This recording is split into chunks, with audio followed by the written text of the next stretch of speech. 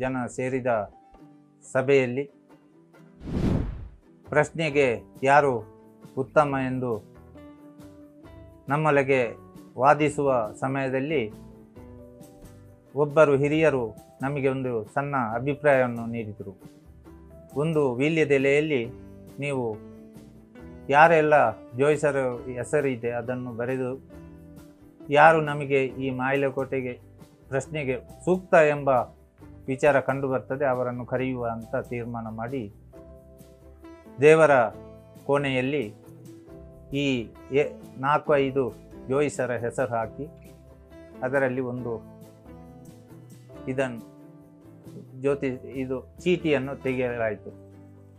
ಅಷ್ಟೊತ್ತಿಗೆ ಕೇರಳ ಕಾಸರಗೋಡು ಒಲಂಬಿತ್ತಿಲ್ ಸಸೀಂದ್ರ ನಾಯರ್ ಎಂಬ ಜೋಯಿಸರು ನಮಗೆ ಆಯ್ಕೆಯಾಗಿ ಬಂದರು.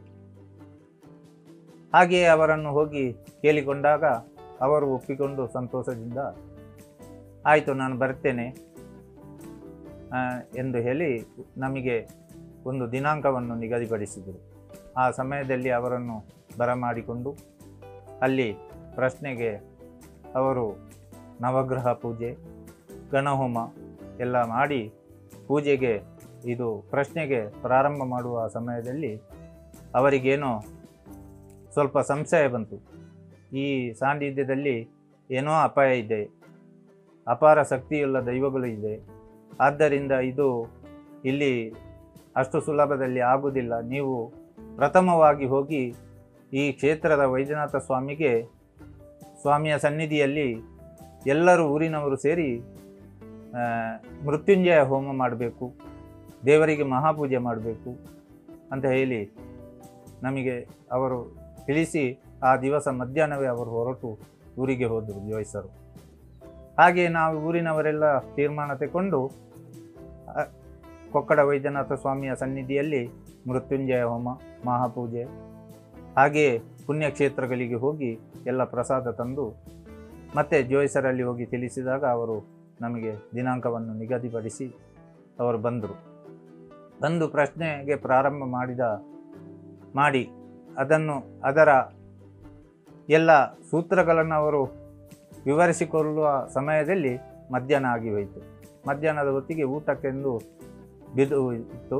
ಆ ಸಮಯದಲ್ಲಿ ಅವರು ಊಟ ಎಲ್ಲ ಆದ ಸಂದರ್ಭದಲ್ಲಿ ಅಪಾರ ಪ್ರಮಾಣದ ಗಾಳಿಯು ಪೂರ್ವ ಭಾಗದಿಂದ ಬಂದ ಗಾಳಿ ಆ ಕ್ಷೇತ್ರದಲ್ಲಿ ಹಾಕಿರುವ ನಮ್ಮ ಚಪ್ಪರ ಮತ್ತು ನಾವು ಕೂತುಕೊಳ್ಳಲು ಆಸನ ವ್ಯವಸ್ಥೆ ಮಾಡಿದ್ದೇವೆ ಅದನ್ನು ಕೂಡ ಎಲ್ಲ ಧೂಳಾಪಟ್ಟಿ ಮಾಡಿ ಅಲ್ಲಿಂದ ಎಲ್ಲರನ್ನೂ ಓಡಿಸಿಬಿಟ್ಟಿತು. ಅಷ್ಟು ಪ್ರಮಾಣದ ಗಾಳಿ ಅಲ್ಲಿ ಬಂದು ಎಲ್ಲರಿಗೂ ಏನು ಅಪಾಯ ಇಲ್ಲದ ರೀತಿಯಲ್ಲಿ ಅದು ಹಾದು ಹೋಗಿದೆ.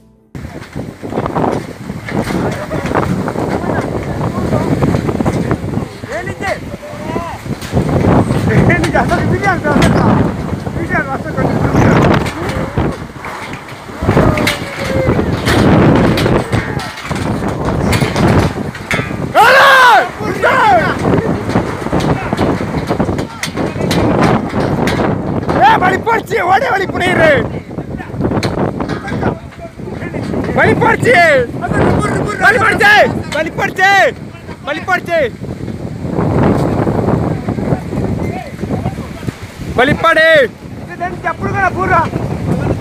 ತೆಪ್ಪುಕೊಂಡು ನಲ್ಲಗೊಂಡು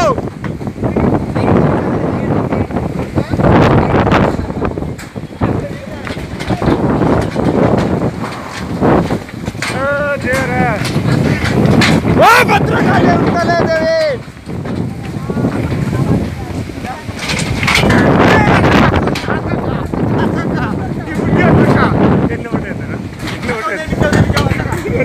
ದೇವಿ ಬಿದ್ದಾಡ ಬದಲೇ ಬಿಡೋಡ್ಚೆ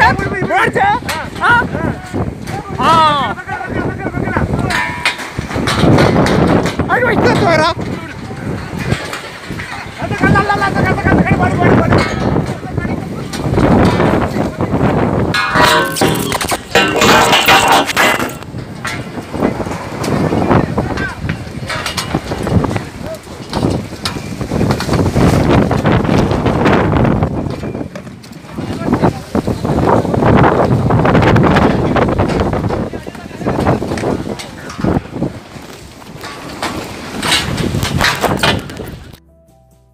ಹಾಗೆ ಇದನ್ನು ಕಂಡ ಜೋಯಿಸರು ಇಲ್ಲಿ ಪ್ರಶ್ನೆ ಮಾಡಲು ಸಾಧ್ಯವಿಲ್ಲ, ಏನೋ ಸಮಸ್ಯೆ ಇದೆ, ಪುಣ್ಯಕ್ಷೇತ್ರವಾದಂಥ ವೈದ್ಯನಾಥ ಕ್ಷೇತ್ರದಲ್ಲಿ ಇದನ್ನು ನಾಳೆಯಿಂದ ಮುಂದುವರಿಸುವ ಅಂತ ಹೇಳಿ ಮಾರನೇ ದಿವಸ ಅವರು ಹೇಳಿದರು, ಪ್ರಾರಂಭ ಮಾಡಿದರು. ಆಗ ಅಲ್ಲಿ ಪ್ರಥಮವಾಗಿ ಕಂಡುಬಂದದ್ದು ಯುದ್ಧ ಭೂಮಿ ಇದು. ಆದ್ದರಿಂದ ಇಲ್ಲಿ ಅಪಾರ ಕಷ್ಟ ನಷ್ಟಗಳು ಆಗಿದೆ ಇಲ್ಲಿ.